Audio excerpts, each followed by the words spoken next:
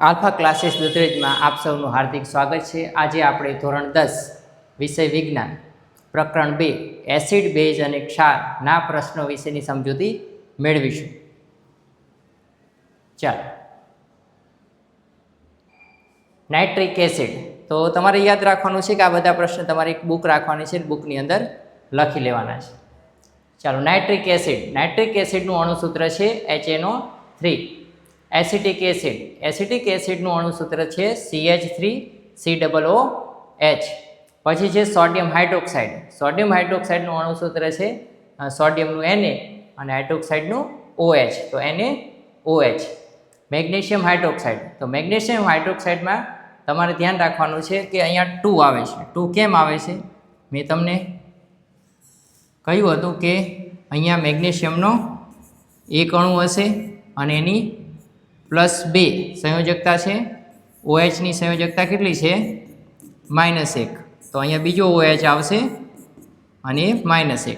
તો તમે સમજો, મેગ્નેશિયમનો એક અણુ અને ઓક્સિજનના 2 અણુ, એટલા માટે મેગ્નેશિયમ હાઇડ્રોક્સાઇડનું અણુસૂત્ર લખાય છે MgOH ટ્વાઇસ।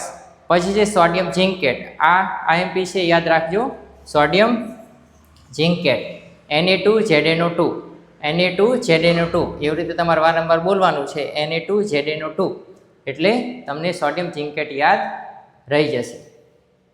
પછી છે એમોનિયમ હાઇડ્રોક્સાઇડ, તો એમોનિયમ મોટું નામ છે, એમોનિયા નાનું નામ તો NH3 અને એમોનિયમ મોટું નામ તો NH4, એવી રીતે તમારે યાદ રાખવાનું છે। અને હાઇડ્રોક્સાઇડ તો આયન છે, જે તમને ખબર છે હાઇડ્રોક્સાઇડનું અણુસૂત્ર છે OH, તો એમોનિયમ હાઇડ્રોક્સાઇડ એટલે NH4OH। પછી છે કેલ્શિયમ ફોસ્ફેટ, તો કેલ્શિયમ ફોસ્ફેટનું અણુસૂત્ર છે Ca3PO4 ટ્વાઇસ। પોટેશિયમ સલ્ફેટ, તો પોટેશિયમનું અણુસૂત્ર થાય છે K અને સલ્ફેટનું SO4, તો K2SO4। પોટેશિયમ આયોડાઇડનું અણુસૂત્ર છે Ki। ત્યાર પછી છે સોડિયમ સલ્ફેટ, આ તમારે યાદ રાખવાનું છે Na2SO4 લખવાનું છે। પછી છે કેલ્શિયમ સલ્ફેટ CaSO4। પછી છે મેગ્નેશિયમ સલ્ફેટ, તો MgSO4। ત્યારબાદ છે copper sulphate CuSO4, sodium chloride NaCl, બધાને ખ્યાલ જ હશે। પછી છે સોડિયમ નાઇટ્રેટ એટલે NO3 અને સોડિયમ એટલે Na, તો સોડિયમ નાઇટ્રેટ એટલે NaNO3, આ મેં તમને યાદ કરાયેલા છે। NO3 કયા હતા? એક હતું હાઇડ્રોક્સાઇડ એટલે કે OH, પછી હતું કાર્બોનેટ CO3, પછી હતું નાઇટ્રેટ NO3, પછી હતું ફોસ્ફેટ PO4, પછી હતું સલ્ફેટ SO4, પછી એમોનિયમ તો NH4 અને એમોનિયા તો NH3। આટલા આયન હતા જે તમારે ખાસ યાદ રાખવાના છે। પછી છે એમોનિયમ ક્લોરાઇડ NH4Cl। પછી છે સોડિયમ એસિટેટ। હવે સોડિયમ એસિટેટનું ખાલી નામ તમારે આવે છે, અણુસૂત્ર અંદર લખેલું નથી, તો અણુસૂત્ર આનું આવું થશે CH3COONA। પછી છે સોડિયમ બાયકાર્બોનેટ,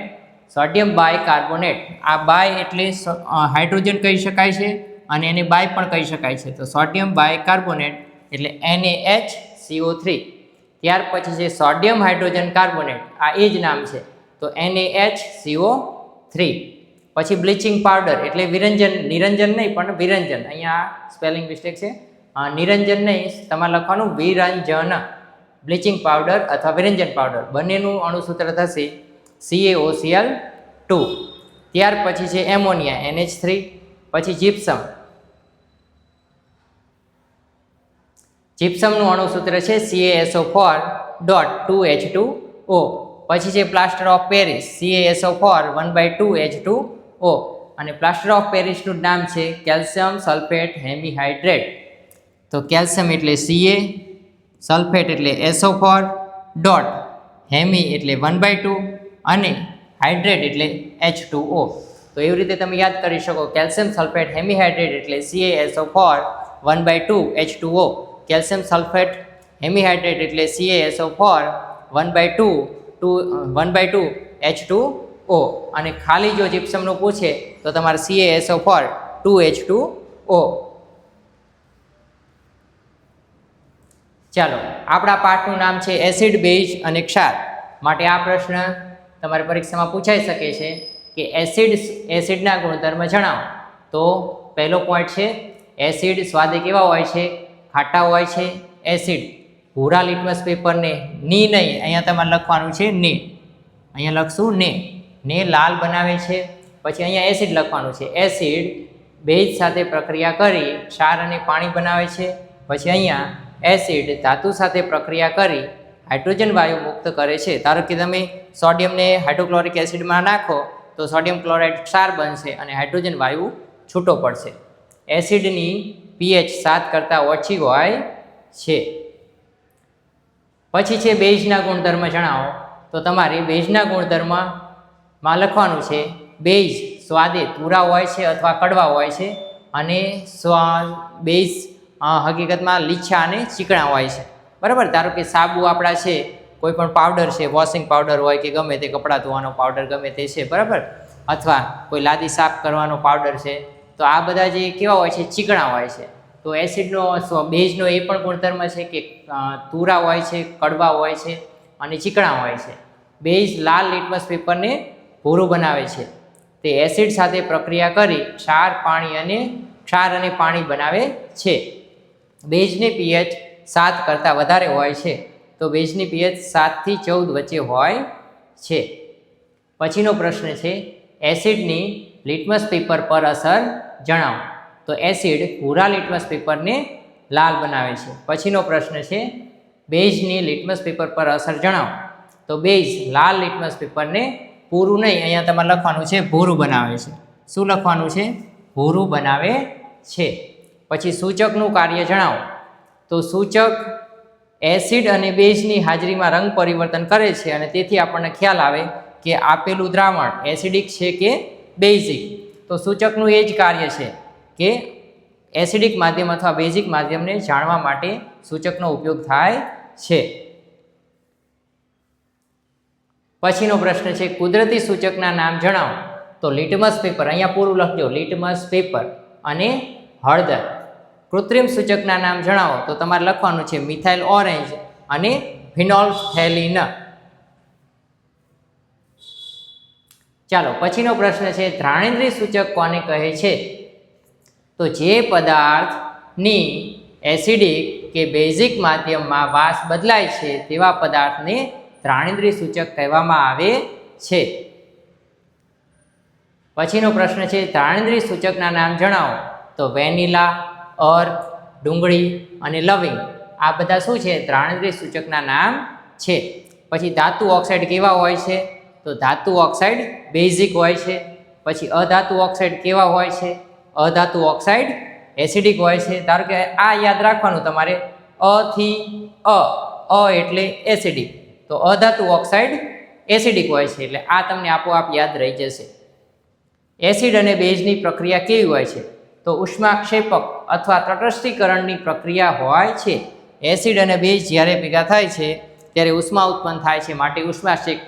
ઉષ્માક્ષેપકની વ્યાખ્યા આપણને ખબર છે કે જે રાસાયણિક પ્રક્રિયામાં ઉષ્મા આપવી પડતી હોય, ઉષ્મા ઉત્પન્ન થતી હોય તેવી રાસાયણિક પ્રક્રિયાને ઉષ્માક્ષેપક પ્રક્રિયા કહે છે. પછી બીજી વ્યાખ્યા હતી ઉષ્મા શોષક પ્રક્રિયા કઈ? તો જે રાસાયણિક પ્રક્રિયામાં ઉષ્મા શોષાતી હોય અથવા આપવી પડતી હોય તો તેવી રાસાયણિક પ્રક્રિયાને ઉષ્મા શોષક રાસાયણિક પ્રક્રિયા કહે છે. અને તટસ્થીકરણ એટલે એસિડ અને બેઝ ભેગું થઈ અને ન્યુટ્રલ બની જાય છે, તેને આપણે ક્ષાર અને પાણી ઉત્પન્ન કરે છે, તેને આપણે તટસ્થીકરણ કહીશું. ચાલો ધાતુ અને એસિડ, આ પ્રશ્ન બધા આઈએમપી છે કે એસિડની અંદર જ્યારે ધાતુ ઉમેરવામાં, તમારે પ્રશ્ન એવી રીતે પૂછશે કે ધાતુ પ્લસ એસિડ, પછી અહીંયા જવાબ તમારે લખવાનો, બરાબર? તો તમારે લખવાનું ક્ષાર અને હાઇડ્રોજન વાયુ વાક્ય સ્વરૂપે. અથવા તમને પ્રશ્ન એવી રીતે પૂછશે કે એસિડની અંદર ધાતુ નાખવામાં આવે તો શું થાય છે, શું ઉત્પન્ન થાય છે? તો તમારે લખવાનું છે કે જ્યારે એસિડની અંદર ધાતુ ઉમેરવામાં આવે ત્યારે તે ધાતુનો ક્ષાર અને હાઇડ્રોજન વાયુ મુક્ત થાય છે, ઉત્પન્ન થાય છે. ધાતુ ઓક્સાઇડ અને એસિડ, ચાલો આમાં ધાતુ અને એસિડમાં પહેલાં જુઓ કે સોડિયમ ધાતુ છે અને HCl એસિડ છે. તો આની સાથે જોડાઈ જશે અને આ પ્રક્રિયા કઈ? વિસ્થાપન પ્રક્રિયા થશે. સોડિયમ ક્લોરાઇડ બનશે અને હાઇડ્રોજન વાયુ છૂટો પડશે. હવે વિસ્થાપન પ્રક્રિયાની વ્યાખ્યા આપણને ખબર છે કઈ હતી? કે જ્યારે કોઈ વધારે સક્રિય તત્વ આયનોને પોતાની તરફ આકર્ષે ત્યારે વિસ્થાપન પ્રક્રિયા થાય છે, તેને વિસ્થાપન પ્રક્રિયા કહે છે. ધાતુ ઓક્સાઇડ પ્લસ એસિડ તો ક્ષાર અને પાણી બનશે. અને જો તમને પૂછે કે એસિડની અંદર ધાતુ ઓક્સાઇડ નાખવામાં આવે તો શું ઉત્પન્ન થાય છે, તો તમારે એને પણ એવી જ રીતે લખવાનું છે કે એસિડની અંદર જ્યારે ધાતુ ઓક્સાઇડ ઉમેરવામાં આવે છે ત્યારે તે ધાતુનો ક્ષાર અને પાણી ઉત્પન્ન થાય છે. તો મેગ્નેશિયમ ઓક્સાઇડ એને HCl માં આપણે નાખીશું એસિડમાં, તો મેગ્નેશિયમ ડાયક્લોરાઇડ અને પાણી ઉત્પન્ન થશે. પછી છે ધાતુ કાર્બોનેટ પ્લસ એસિડ. હવે તમને જો આટલો સીધું પૂછશે અહીંયા સુધી, બરાબર, તો તમારે જવાબમાં આ લખવાનું ક્ષાર, પાણી, કાર્બન ડાયોક્સાઇડ. અને જો વાક્ય સ્વરૂપે પૂછે કે એસિડમાં ધાતુ કાર્બોનેટ નાખો તો શું થાય છે, તો તમારે લખવાનું એસિડમાં ધાતુ કાર્બોનેટ નાખવામાં આવે છે ત્યારે ક્ષાર, પાણી અને કાર્બન ડાયોક્સાઇડ વાયુ ઉત્પન્ન થાય છે. સમીકરણ સ્વરૂપે આ રીતે લખાય: CaCO3 કેલ્શિયમ કાર્બોનેટ અને HCl એટલે એસિડ, તો કેલ્શિયમ ડાયક્લોરાઇડ અને પાણી અને કાર્બન ડાયોક્સાઇડ. ચાલો પછી છે ધાતુ બાયકાર્બોનેટને એસિડમાં નાખવામાં આવે તો શું થાય, તો તમારે લખવાનું ક્ષાર, પાણી અને કાર્બન ડાયોક્સાઇડ વાયુ ઉત્પન્ન થાય છે. તો ધાતુ કાર્બોનેટ અને ધાતુ બાયકાર્બોનેટ બંનેનો જવાબ સરખો રહેશે. શું રહેશે કે ધાતુ કાર્બોનેટ અથવા ધાતુ બાયકાર્બોનેટને જ્યારે એસિડમાં ઉમેરવામાં આવે છે ત્યારે ક્ષાર, પાણી અને કાર્બન ડાયોક્સાઇડ વાયુ ઉત્પન્ન થાય છે. પછીનો પ્રશ્ન છે એસિડ પ્લસ બેઝ. તો એસિડ અને બેઝને જ્યારે ભેગા કરવામાં આવે ત્યારે શું થાય છે, તો એસિડ અને બેઝને જ્યારે ભેગા કરવામાં આવે છે ત્યારે ક્ષાર અને પાણી ઉત્પન્ન થાય છે. ધારો કે HCl hydrochloric acid, NaOH sodium hydroxide, તો આ બંને શું છે, HCl એસિડ છે અને NaOH એ શું છે, બેઝ છે. તો બંને ભેગા થાય અને NaCl ક્ષાર અને હાઇડ્રોજન પાણી બનાવે છે, H2O. ચાલો આ બે પ્રશ્ન આવી ગયેલા છે. ધાત્વિય ઓક્સાઇડ કેવા હોય છે, ધાત્વિય ઓક્સાઇડ બેઝિક હોય છે. અધાત્વિય ઓક્સાઇડ કેવા હોય છે, અધાત્વિય ઓક્સાઇડ એસિડિક હોય છે. પછીનો પ્રશ્ન છે ચૂનાનો પથ્થર, ચોક અને આરસપહાણ શેના બનેલા હોય છે, તમારે લખવાનું કેલ્શિયમ કાર્બોનેટ CaCO3. અને તમે ખ્યાલ હોય તો કેલ્શિયમ જે પણ વસ્તુઓ છે, ધારો કે ચૂનાનો પથ્થર છે, આરસપહાણ છે, એ બધા સફેદ કલરના હોય. આપણા ઘરે ચૂનો કરવા માટે જે રંગ લાવવામાં આવે એ પણ સફેદ કલરનો હોય છે, બરાબર છે. આપણા હાડકાં છે તો એ પણ સફેદ કલરના હોય છે. કેલ્શિયમ, પછી દૂધ છે, દૂધ પણ સફેદ કલરનું હોય છે. તો આ બધા જ જે સફેદ પદાર્થો છે તેમાં મોટા ભાગે કેલ્શિયમ રહેલું હોય છે, માટે એનો કલર કેવો હોય છે, સફેદ હોય છે. તો ચૂનાનો પથ્થર, ચોક, આરસપહાણ શાના બનેલા હોય છે, તમારે લખવાનું છે કે આ બધા તત્વો, આ બધા પદાર્થો કેલ્શિયમ કાર્બોનેટ CaCO3 ના બનેલા હોય છે.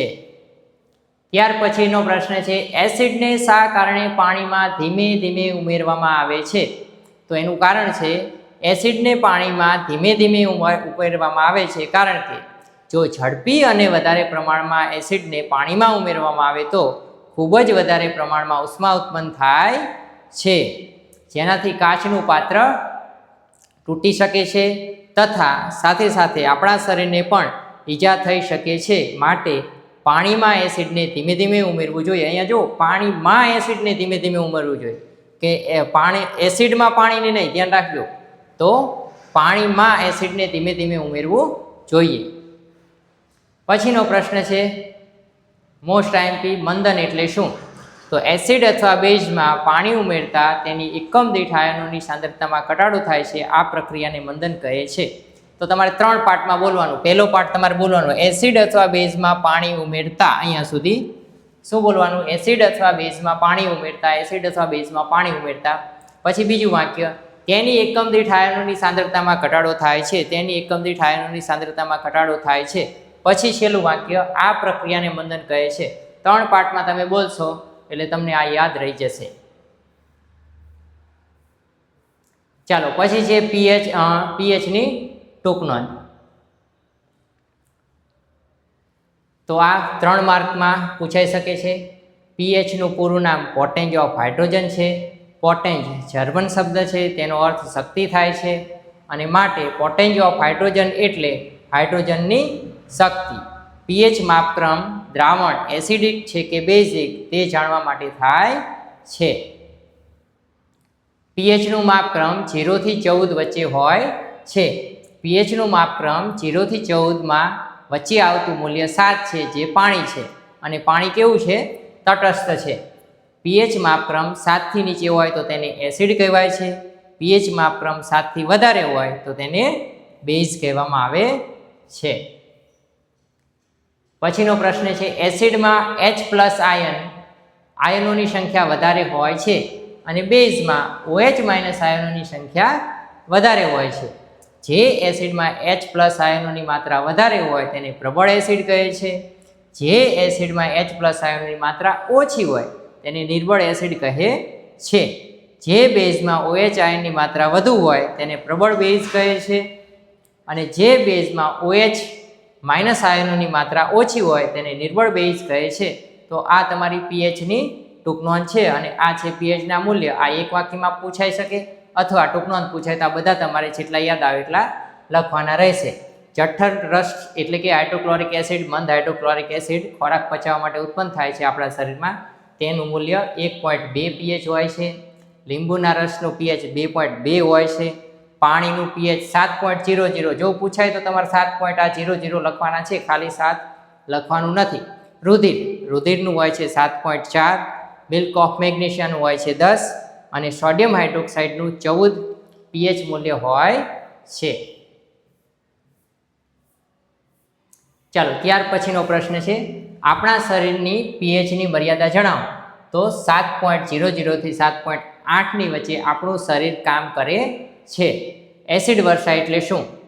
તો જ્યારે તમે એસિડ વર્ષા એટલે નામ સાંભળેલું હશે, પણ હકીકતમાં એસિડ વર્ષા કેવી રીતે થાય છે? એ સલ્ફરથી થાય છે. જે સલ્ફરના અણુઓ છે જે હવામાં પડેલા હોય છે તે પાણીની સાથે પ્રક્રિયા કરી જોડાઈ જાય છે અને એને એસિડિક બનાવે છે. તો જ્યારે વરસાદી પાણીની pH 5.6 કરતાં ઓછી હોય ત્યારે તેને એસિડ વર્ષા કહે છે. એસિડ વર્ષા નદીના પાણીની pHને ઘટાડે છે અને તેથી જળચર જીવોનું અસ્તિત્વ મુશ્કેલ બને છે. અહીંયા તેથી લખવાનું છે. તો એસિડ વર્ષા નદીના પાણીની pH ઘટાડે છે, તેથી જળચર જીવોનું અસ્તિત્વ મુશ્કેલ બને છે. પછીનો પ્રશ્ન છે, આપણા શરીરમાં પીએચનું મહત્વ શું છે?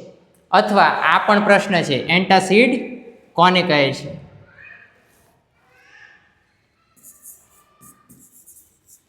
આ પ્રશ્ન છે, અથવાનો પ્રશ્ન છે, એન્ટાસિડ અથવા આપણા શરીરમાં પીએચનું મહત્વ. તો આપણે જ્યારે ખોરાક ખાઈએ છીએ ત્યારે તે જઠરમાં જાય છે.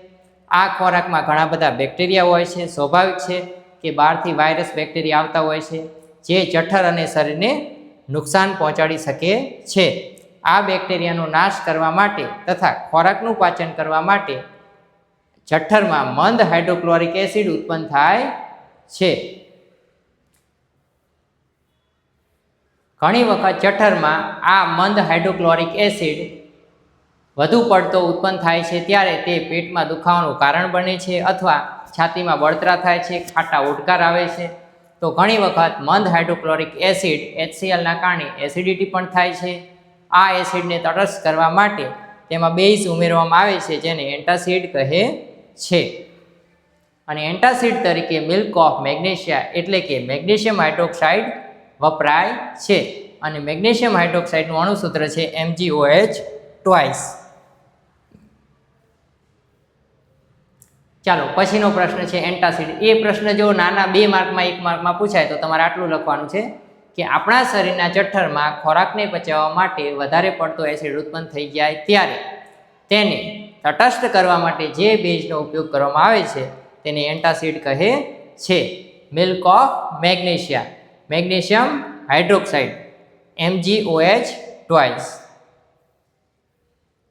પછી પ્રશ્ન છે, દાંતનું આવરણ શેનું બનેલું હોય છે? તો જેને એનિમલ કહેવામાં આવે છે તો કેલ્શિયમ ફોસ્ફેટનું બનેલું હોય છે Ca3PO4². અને માનવ શરીરનો સૌથી સખત પદાર્થ તો દાંતની ઉપરનું આવરણ એનિમલ.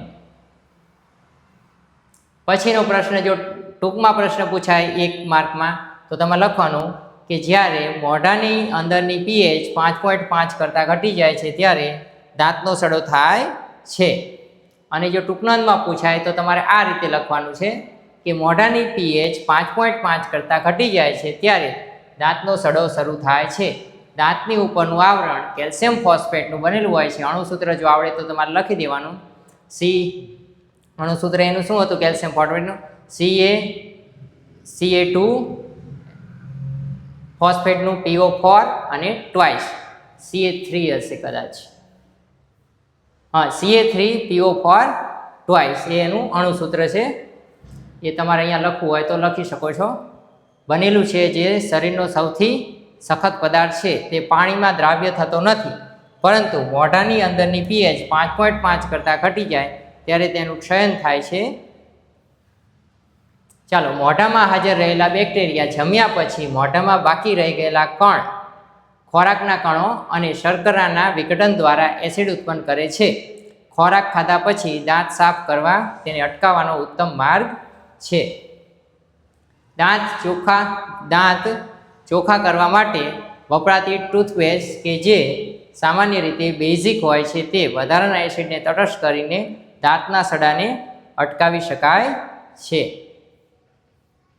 ચાલો, પછીનો પ્રશ્ન છે, નીચે આપેલા પદાર્થમાં રહેલા એસિડના નામ જણાવો.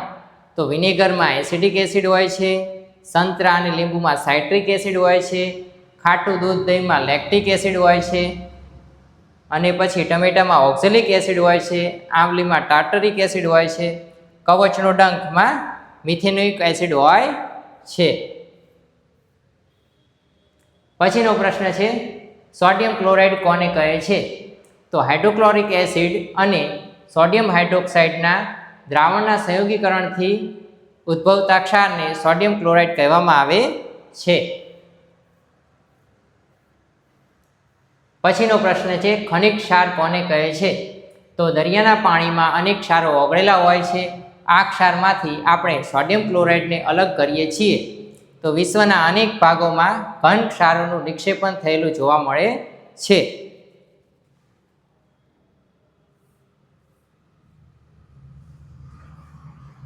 આ મોટા સ્ફટિકો અશુદ્ધિઓને કારણે ઘણીવાર કથ્થઈ રંગના હોય છે, જેને ખનિજ ક્ષાર કહે છે. ભૂતકાળમાં દરિયાનું પાણી સુકાઈ ગયું ત્યારે ખનિજ ક્ષારની ચાદર ઉદ્ભવી. ખનિજ ક્ષાર કોલસાની જેમ રચાયેલા છે. ખનિજ ક્ષારો sodium hydroxide, baking soda, washing soda, bleaching powder અને અન્ય પદાર્થો માટે ખૂબ ઉપયોગી કાચી ધાતુ છે.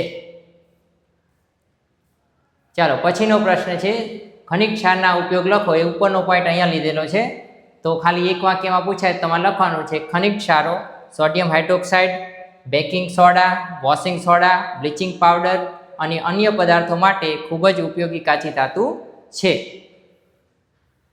પછીનો પ્રશ્ન છે, આલ્કલી એટલે શું? તો પાણીમાં દ્રાવ્ય બેઝને આલ્કલી કહેવામાં આવે છે. ઉદાહરણ તરીકે આવર્ત કોષ્ટકનો સમૂહ 1ના તત્વો. ત્યાર પછી તમારો અઘરો અને મોસ્ટ ટાઈમથી પ્રશ્ન છે, ક્લોર આલ્કલી ક્રિયા સમજાવો અથવા સોડિયમ હાઇડ્રોક્સાઇડની બનાવટ જણાવો. તો તમારે અહીંયા આ પ્રશ્નનો જવાબ મોટો 4 માર્કમાં પૂછાઈ શકે છે. તો આ રીતે જવાબ લખવાનો છે. સોડિયમ ક્લોરાઇડના જલીય દ્રાવણમાંથી વિદ્યુત પસાર કરવામાં આવે છે ત્યારે તે વિઘટિત થઈ સોડિયમ હાઇડ્રોક્સાઇડ બનાવે છે. તો પહેલાં તમારે અહીંયા આકૃતિ છે, એ આકૃતિ આપણે જોઈ લેવી, પછી આ જવાબ તમારે લખવાનો છે. ચાલો, આ આકૃતિ છે. તો સોડિયમ ક્લોરાઇડ એટલે કે દરિયાનું ક્ષારીય પાણી. અને જો તમને આ પાણી ન મળે, દરિયાનું ક્ષારીય પાણી, તો તમે કોઈ પણ પાણી લઈ અંદર મીઠું નાખી દો તો ક્ષારીય થઈ જાય છે. અને પછી આ બીકરમાં આવી રીતે ભરી લેવાનું. પછી પ્લસ અને માઇનસ એટલે બેટરી જોડી દેવાની છે. અહીંયા તમારે વિદ્યુત આપવાનું છે. આ બેટરીની નિશાની છે, બરાબર ને? અને પછી જ્યારે તમે સ્વિચ ચાલુ કરો છો ત્યારે અહીંયા પ્રક્રિયા થઈને શું થાય છે? અહીંયા ક્લોરીન વાયુ છૂટો પડે છે. ક્યાં? એનોડ ઉપર. અને કેથોડ ઉપર હાઇડ્રોજન વાયુ છૂટો પડે છે. અહીંયાથી હાઇડ્રોજન વાયુ નીકળશે, અહીંથી ક્લોરીન વાયુ નીકળશે, અને આ જગ્યાએથી તમને સોડિયમ હાઇડ્રોક્સાઇડનું જલીય દ્રાવણ મળશે. બરાબર છે? હવે જો ઉત્પન્ન થતી 3 વસ્તુઓ કઈ કઈ છે? કે ક્લોરીન વાયુ. તો ક્લોરીન વાયુનો ઉપયોગ જળ ઉપચાર માટે, જળ ઉપચાર ક્રિયા કરવા માટે, સ્વિમિંગ પુલ માટે, પીવીસી માટે, સંક્રમણ હારકો માટે, CFC ક્લોરોફ્લોરોકાર્બન માટે અને કીટનાશકો માટે વપરાય છે.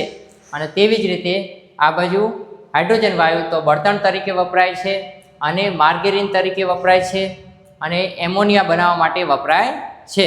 અને સોડિયમ હાઇડ્રોક્સાઇડ છે તો એ ધાતુ પરથી ગ્રીસને દૂર કરવા, સાબુ પ્રક્ષાલકો એટલે કે આપણા સાબુ બનાવવા, પાવડર બનાવવા માટે વપરાય છે અને કાગળની બનાવટમાં વપરાય છે અને કૃત્રિમ રેસાઓમાં વપરાય છે.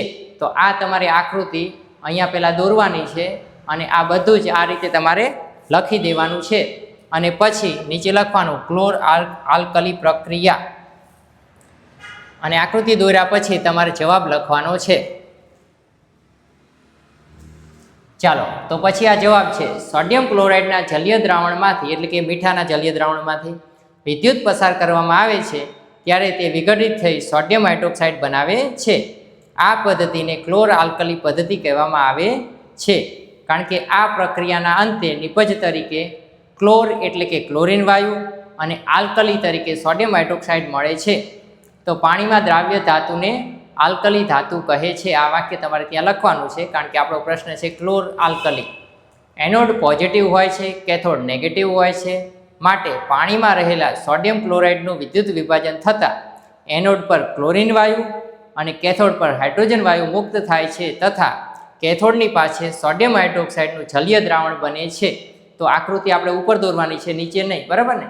અને પછી આ તમારે લખાણ લખી નાખવાનું છે. પછી છે વિરંજન પાવડરની બનાવટ લખો. તો વિરંજન પાવડરની બનાવટમાં તમારે લખવાનું છે કે વિરંજન પાવડર એટલે બ્લીચિંગ પાવડર ક્લોરીન વાયુને સૂકા ફોડેલા ચૂના પરથી પસાર કરવામાં આવે છે ત્યારે વિરંજન વાયુ બને છે.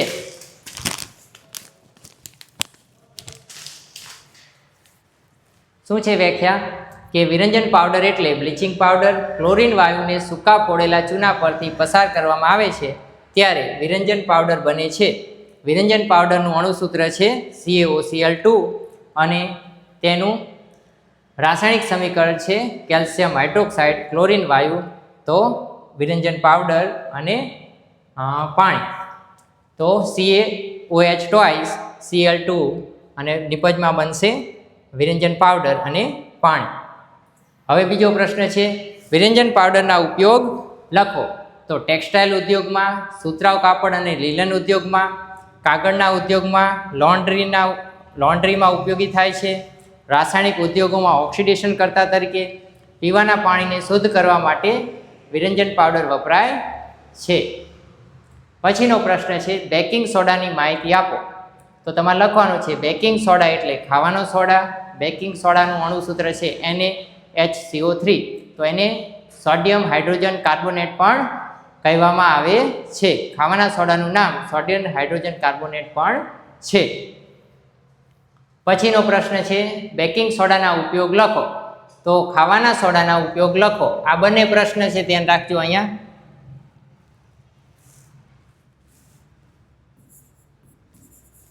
આ પ્રશ્ન છે ખાવાના સોડાના ઉપયોગ લખો. તો રસોઈ બનાવવામાં વપરાય છે, ખોરાકને ઝડપી રાંધવા માટે તેમજ ફૂલાવવા માટે ઉપયોગી છે, બેકિંગ પાવડર બનાવવા માટે ઉપયોગી છે, અગ્નિશામકમાં ઉપયોગી છે, એન્ટાસિડની બનાવટમાં પણ ઉપયોગી છે. તો અગ્નિશામકમાં ઉપયોગી કેમ છે? કારણ કે તમે જ્યાં વધારે ભીડભાડ થતી હોય તેવી બિલ્ડિંગોમાં જોયું હશે, તમારી સ્કૂલ હોય અથવા કોઈ સરકારી બિલ્ડિંગ હોય તો તેમાં લાલ કલરના બોટલો લગાવેલી હશે. તો આ બોટલો છે લોખંડની બોટલો, તેની અંદર નીચે એસિડ હોય છે અને ઉપર પાવડર ભરેલો હોય છે અને જ્યારે તમે તેની સ્વિચ ઉપરથી કળ ખોલો છો ત્યારે એ પાવડર એ એસિડની અંદર પડે છે અને કાર્બન ડાયોક્સાઇડ વાયુ ઉત્પન્ન થાય છે અને એને નળી મારફતે આગળ પેલું ભૂંગળું લગાવી અને તમે જ્યાં આગ લાગી હોય ત્યાં રાખો તો કાર્બન ડાયોક્સાઇડ એની ઉપર પડે છે અને આગ ઓલવાઈ જાય છે. તો એને ફાયર એક્સટિંગ્યુશર કહેવાય છે. એમાં પણ થાય છે એન્ટાસિડ. તો આપણને ખબર છે કે એન્ટાસિડ તરીકે કોનો ઉપયોગ થતો હતો? તો સોડિયમ હાઇડ્રોજન કાર્બોનેટની બનાવટમાં પણ તેનો ઉપયોગ થાય છે. તો એન્ટાસિડના બનાવટમાં પણ ઉપયોગી છે. પછીનો પ્રશ્ન છે ધોવાના સોડાની બનાવટ લખો. તો ધોવાના સોડાને ગરમ કરવાથી સોડિયમ કાર્બોનેટ મળે. બેકિંગ સોડાને ગરમ કરવાથી સોડિયમ કાર્બોનેટ મળે છે અને Na2CO3 અને 10H2O. તો આ જોડાઈને શું બની જશે? Na2CO3 10H2O. ધોવાના સોડાના ઉપયોગ લખો. હવેનો પ્રશ્ન છે ધોવાના સોડાના ઉપયોગ લખો. તો કાચ, સાબુ, કાગળ ઉદ્યોગમાં ઉપયોગી છે, બોરેક્સની બનાવટમાં ઉપયોગી છે, ઘરની સફાઈ કરવા માટે ઉપયોગી છે, પાણીની સ્થાયી કઠિનતાને દૂર કરવા માટે ઉપયોગી છે. પછીનો પ્રશ્ન છે ટૂંક નોંધ લખો. POP plaster of Paris. તો POP આ તમારે જો ટૂંક નોંધ તરીકે પૂછાય તો પહેલાં તમારે POP એટલે શું લખવાનું, પછી બનાવટ લખવાની અને પછી તમારે લખવાના છે ઉપયોગ. બરાબર, આખી ટૂંક નોંધ પૂછાય તો. અને જો એવો પ્રશ્ન પૂછાય કે POP એટલે શું, તો તમારે આ 3 પોઈન્ટ લખવાના.